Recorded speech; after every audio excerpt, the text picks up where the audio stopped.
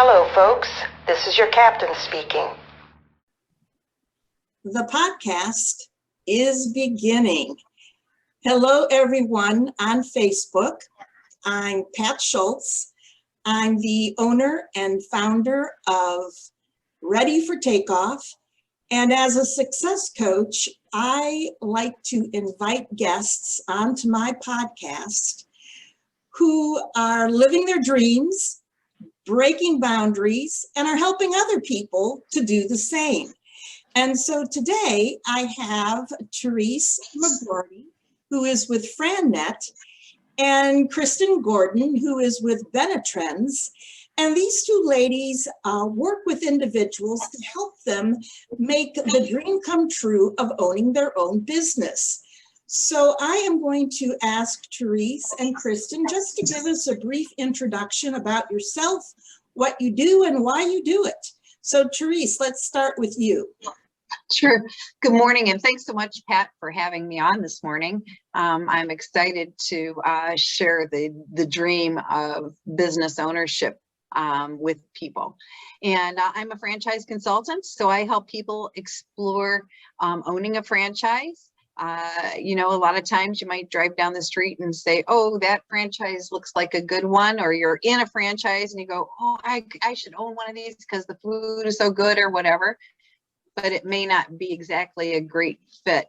And my goal is to help people find a franchise that meets their values, their motives, their goals, and most importantly, their budget, and help them do their due diligence so that at the end of the day, if they decide to buy a franchise, they know everything about it and they have a much better chance of being successful then. Sounds like a very rewarding profession, Terese. You know what? There is nothing more rewarding than watching people take off and be so happy with who they are and what they're doing. And not even knowing that a lot of times the franchise that they purchased was something that was out there. Fabulous. And Kristen, tell us a little bit about yourself. Yes, thank you again for having us on here. Like you said, it's a very rewarding environment, and I play the role of helping entrepreneurs identify their financing options as they're going through the due diligence process and identifying what their options are for business ownership. There's so many different financing options available, so I help educate entrepreneurs on different strategies that are efficient and economic for them to enter into business ownership. Fabulous. Thank you both again for joining me. So if I'm listening to this podcast and I'm thinking, well, what kind of opportunities are out there for someone like me if I'm thinking about owning my own business? And so why would I want to own a franchise? What kind of opportunities are out there? Terese, can you respond to that? Sure. Amazingly, there are so many opportunities that people aren't even aware of. Actually here on Facebook, I have a client. Her name is Darlene Jacobson. She owns an Aussie mobile pet cleaning business. And, and actually she worked with you too, Kristen, didn't she? Yes. I believe. Yes. And, she started, who would know that a mobile grooming business would be so successful? She started with one truck. She has grown to 6 trucks. And she is just so happy and had no idea that this kind of franchise existed when we first started. So, there's things in grooming, pet grooming, hair care, home health care, home remodeling, home services, education, Kristen, help me, athletics. So there's, food, IT, a lot of service-based businesses too, right? Handyman services, right. Cleaning businesses, anything you can imagine. Yes, everything. And there are some businesses too that can be really operated right from your home. Some franchises that you can, operate right from your home. Like a FranNet is a franchise. I work from home. I do go out and do my networking and things like that, but I work from home. you know, now that we're post-pandemic, a lot of people are kind of liking this idea of working out of their home. So it's good to know that if they want to own their own business, there are franchises that they can continue that work from home lifestyle. So how many franchises do you represent, Terese? I represent 200 out of the over about 3,800 or so franchises that are out there. That's really why it's a great idea to use a franchise consultant, because it's kind of like otherwise just throwing a dart at the wall and trying to figure it out. So picking up on that, you know, there's 3,800 franchises out there. You represent 200. How do I know what's the right one for me? I don't want to throw the dart, you know, at the dartboard. How do I figure that out, and how do you help people figure that out? Well, we give what's called an entrepreneur profile, which really helps, you know, just measure people's values, their motives, and talks about their goals and all of those things. And then we have franchises that, you know, we match to you, that match your values, your motives, and your goals, and those things. We talk about all the things that business ownership involves, so that when I'm looking at my inventory, I'm making sure that it's something that you would fit you, and then helping you go through that process of doing the due diligence again to make sure that you've talked to franchise owners. Is this the franchise for me? You know, what do you like about it? What don't you like about it? And all of those kinds of questions. That's the beauty of buying a franchise, really, is that the franchise owners, the opportunity to talk to them. So, like, what kind of questions do they ask? Is it like a psychological assessment? You know, I don't want to say psychological. I don't know. That sounds kind of, I don't know. But, you know, a little disc-ish, you know, but it's not disc. But people, when they get the report back, we give them a copy of the assessment, and they're like, this pinned me really well. You know, they're amazed at how well, you know, it pins them. So, you know, it's just kind of, are you more of a societal kind of person? You know, a kind of person that maybe looking at educational type franchises would be a better fit for you, or looking at home health care franchises might be a better fit for you, you know, or, you know, some businesses trying to fit the culture better for people, because, you know, one of the things that we are belongers, you know, some people need to, even though they've left corporate America, they still need to kind of have that feeling of working with people. And so you want to measure that and be sure that those are the kinds of franchises you're showing them. So is there a charge for me to take this assessment? You know what? No, there is no charge for you to take the assessment or to work with me. I'm, you know, really a coach, coaching you through a process, and I get a referral fee from the franchisor. You, my client is my client. I'm working with you, but more like a realtor or a headhunter, where I am trying to help you. But the franchisor would rather work with me than people that spent all weekend, you know, saying, I hate my job, call me. And they have to call those people. But I have vetted people out, so they're talking to people that they know are interested in talking to them and can afford to talk to them. Mm-hmm. I've heard you refer to yourself as the matchmaker. Yes, eHarmony, right? Yes, yes, that's what I am. I'm the eHarmony of franchising. I love when people go, this is it, this is the one. And I go, why? Why is this the franchise for you? And, you know, we can go back to that business model that I build. I build a business model off of that profile that we take. And they go, it checks all the boxes. That's why, you know, and it's just a very rewarding feeling. It sounds like it. So there's no cost to your services. There's no cost to the assessment. Nope. But we know that there's a cost when you actually want to buy the franchise. So Kristen, what do I do when I've taken Terese's assessment, I've picked out the franchise, or Terese has helped me select the franchise that is right for me, and now I got to come up with the money. What are my options? Good question. Most candidates don't have a rich uncle or a family member that they can ask for an investment of this size. And just like there are a variety of different franchise options, there are a variety of different funding options available to entrepreneurs. And it's true that aside from what type of business a candidate is going to operate, how they're going to fund their opportunity and ensure that they're adequately capitalized is usually the next biggest concern. And with so many different options available for funding a business, it's really important to make sure that your funding strategy is appropriate for your individual needs and the potential business. There's a lot of different things we want to think about, right? We want to think about the candidate's timeline and their risk tolerance, their credit history, what assets they have available to invest, their working capital needs. And it's a little bit of a puzzle sometimes. What's efficient and economic might be a single solution. It could be a combination of several options.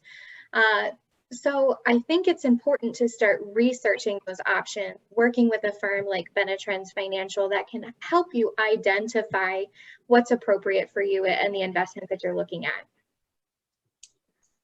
So I was doing a little research on franchising, and I saw this article title, "The Best Franchises in America Under $10,000." So is there this tendency of people to say, well, I got to find a franchise that I can afford, you know, with cash. So the cheaper the better, because then if it's only $10,000, I don't have to, you know, take out a big loan. Can you comment on that sort of theory about people trying to steer away from more expensive franchises and look for something that's really inexpensive? I don't know that I see too much of that on my end. I will say that I see candidates who are more risk adverse into different types of investment strategies. I mean, if you think about all of the ways that you can fund a business, some candidates will utilize retirement funds without taxes or penalties. That at times takes a little bit of an education because we're told our entire lives, don't touch your retirement funds, right? Some try to stay away from loans. I think I see more of an adversity to different types of financing than I do project sizes. I don't know, Terese, what do you see on your end? Well, I think what I see on my end is that, you know, many times when you're looking at a franchise based on money, then you're not always looking on a franchise based on fit. And I think that it's important to really first find out the fit and discuss what is the budget. You know, much like if you're going to buy a house, you need to know how much of a house can I buy. So, you know, you really need to know how much can I spend and sleep at night when I'm buying a franchise, as opposed to, you know, maybe I'll just invest $10,000. That way, if I lose the $10,000, I mean, I've lost $10,000, but it's not such a big deal. You're not going into the business with the right mindset, right? Yeah, as you know, Pat, you know, I mean, mindset is everything. And if you're going in with the mindset that if I could lose $10,000, it's okay, more than likely, what are you going to do? You're going to lose 10,000, right? So you really want to go in with that mindset of I can afford. I'm going into you know, something that I can afford. And I believe that really some of the reasons, most of the reasons why people fail is, one, they didn't know what they were getting into. Two, they weren't honest with themselves about the fact that they really didn't like what they saw, but they saw that they could make a lot of money. So they thought they could talk themselves into doing it. And then three is going in underfunded. And that's why it's really important. You know, sometimes when I have a candidate, you know, come and talk to me and they're not sure about how much money they might be able to afford. We don't have to spend all of the money, right? I mean, there are some great franchises, you know, and again, I think expensive and all those things are relative, right?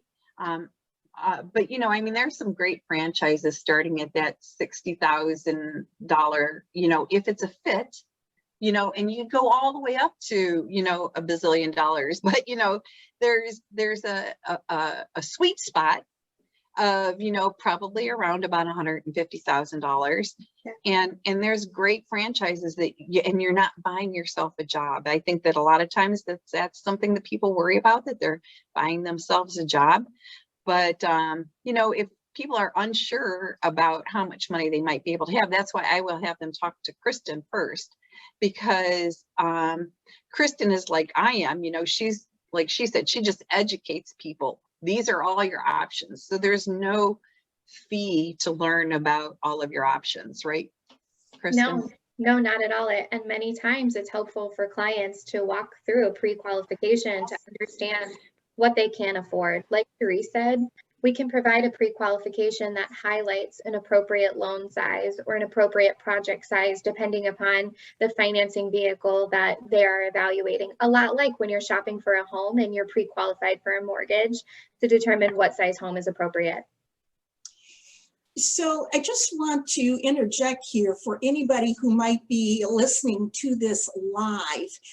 We can't see what your comments might be. So if you have comments or questions, specific questions that you would like either Terese or Kristen to answer for you, if you put them in the comment section on the Facebook page, each of them, Terese and Kristen, will follow up with you right after this live podcast. Now, Terese has got over 40 years experience in the franchise world.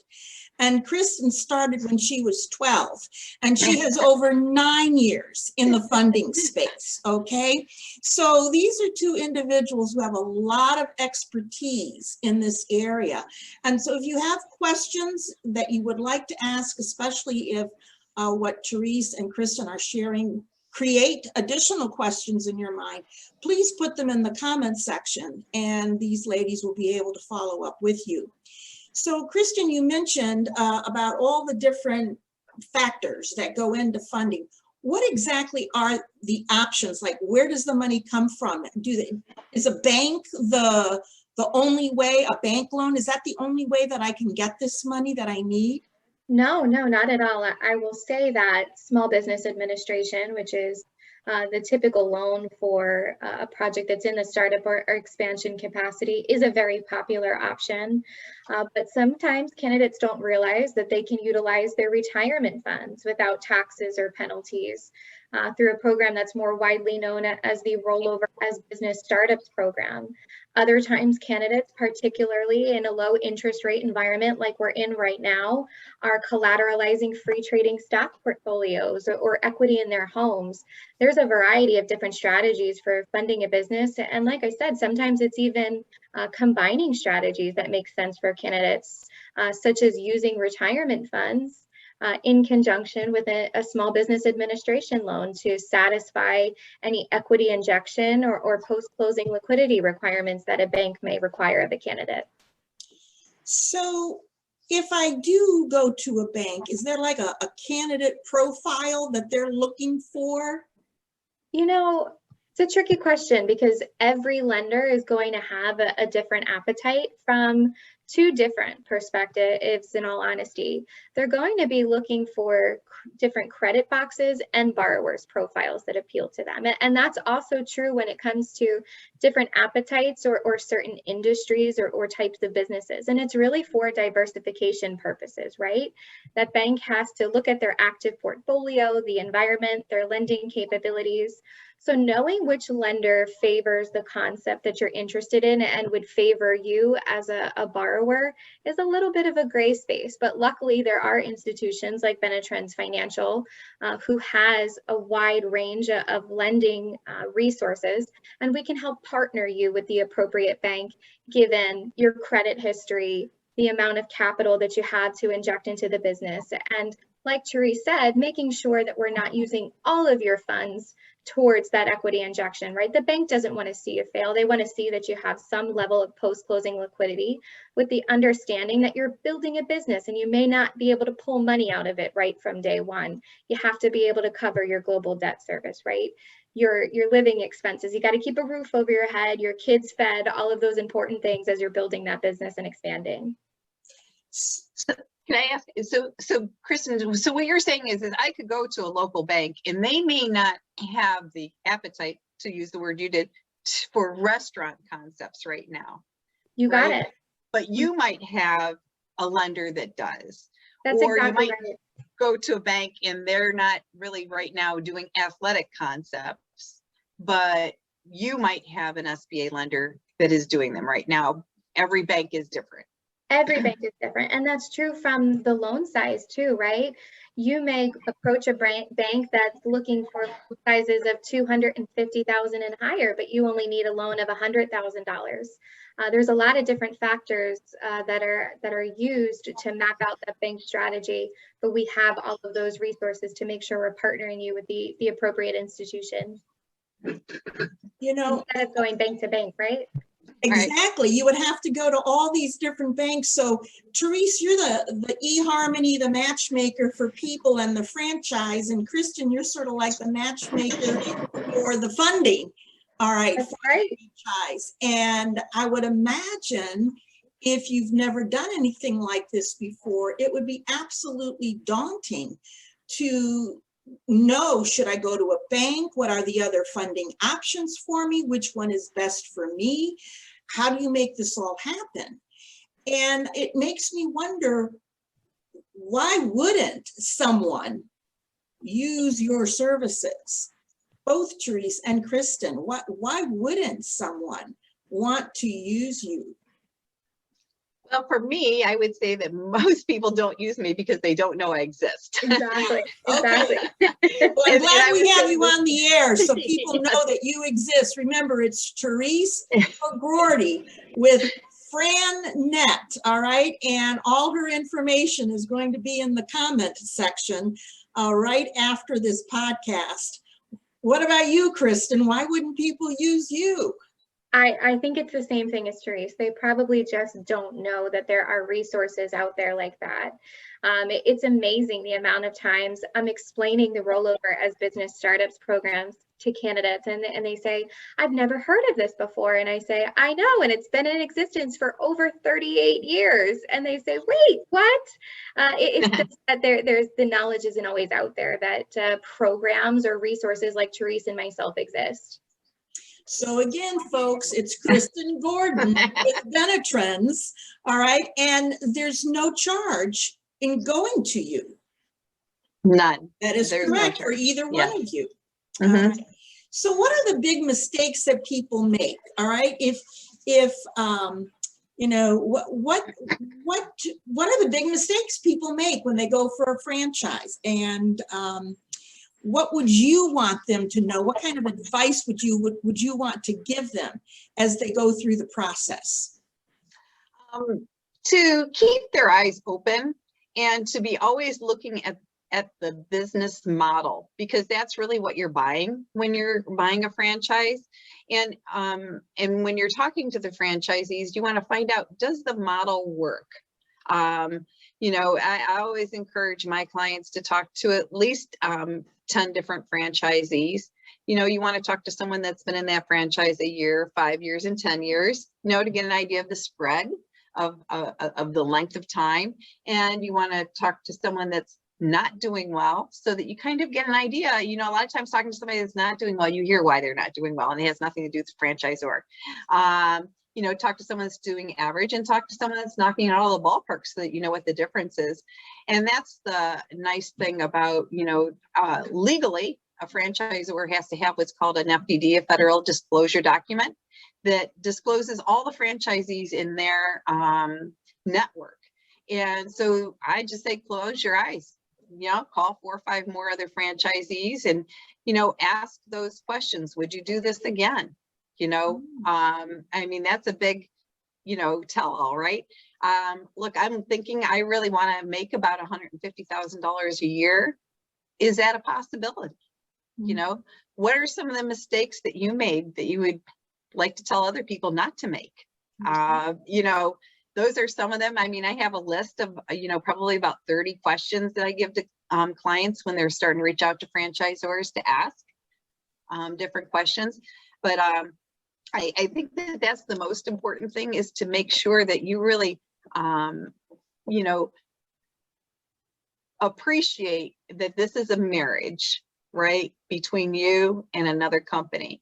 And it's a marriage that typically is, you know, a 10-year contract. And do you want to be married to these people for 10 years? I am, and I have been a franchisee.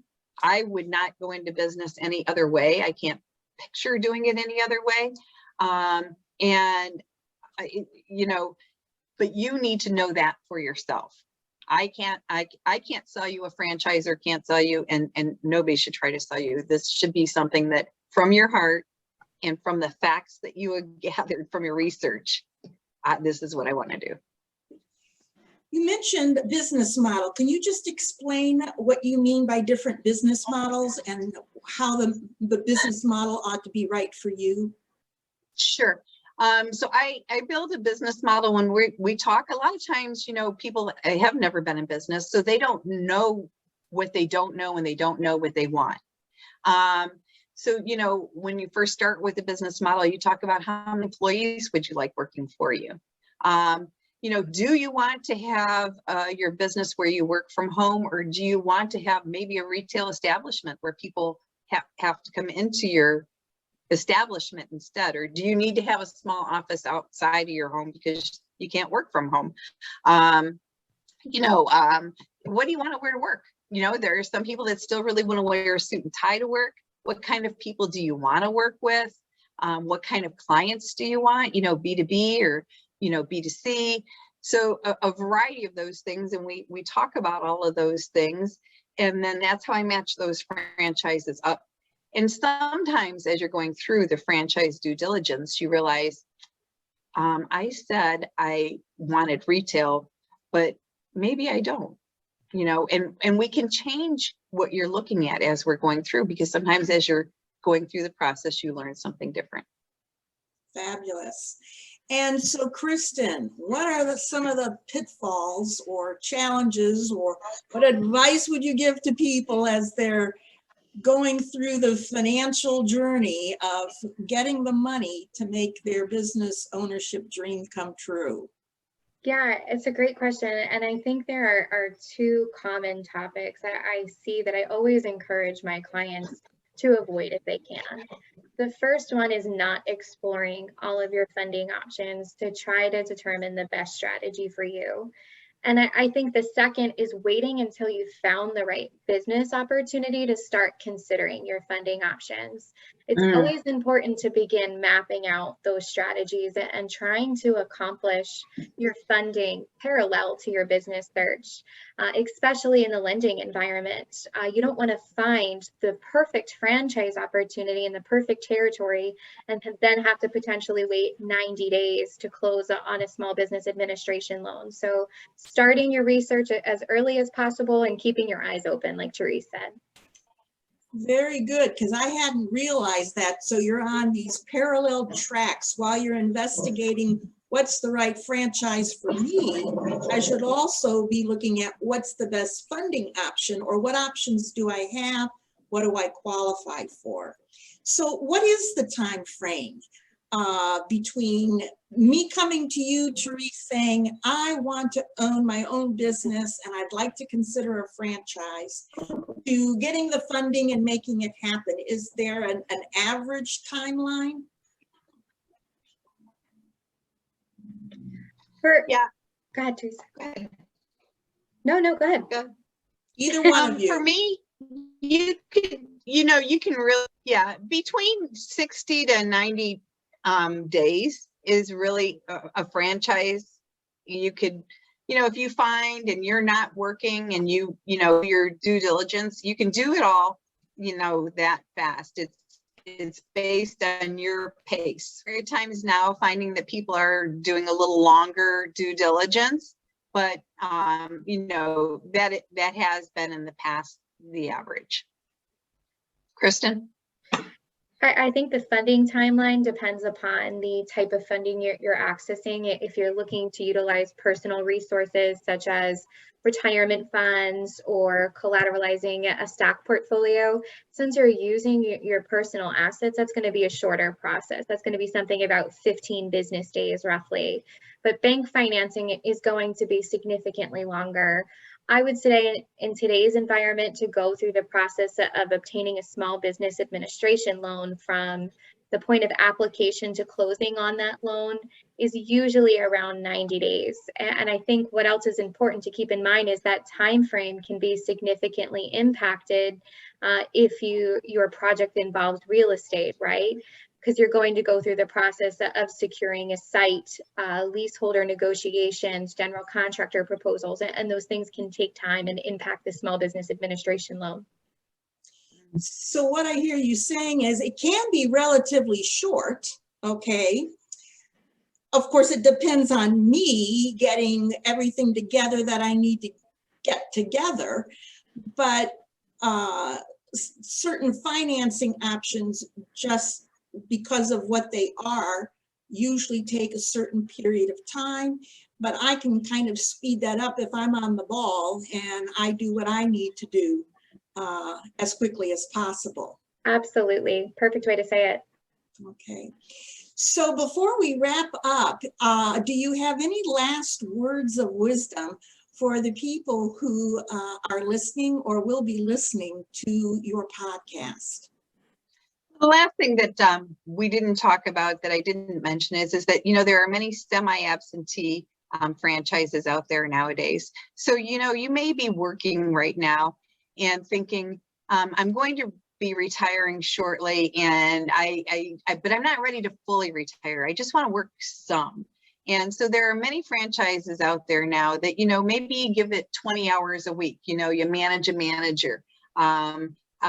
That are really awesome opportunities for people to be able to continue their career and be able to start something now so that when they're retired, they do have income and something to keep them a little bit busy.